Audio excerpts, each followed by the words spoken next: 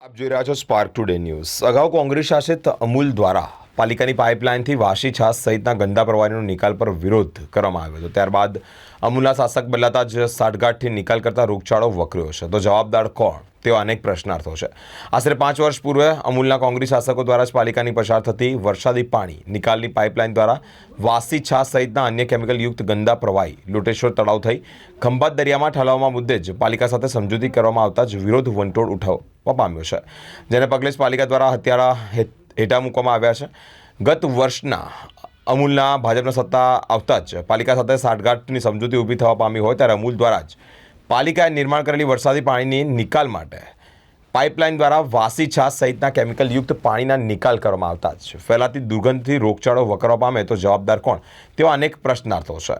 મિત્રો, વરસાદી પાણીના નિકાલ માટેની પાઇપલાઇન દ્વારા વાસી છાશ સહિત કેમિકલયુક્ત ગંદા પાણીના નિકાલ લોટેશ્વર તળાવ થઈ ખંભાત દરિયામાં ઠાલવવામાં આવતા જ આયોજન કરવામાં આવતા જ ઉગ્ર વિરોધ થતાં પાલિકા પ્રમુખ કાંતિભાઈ ચાવડાએ આયોજન પડતું મૂક્યું છે।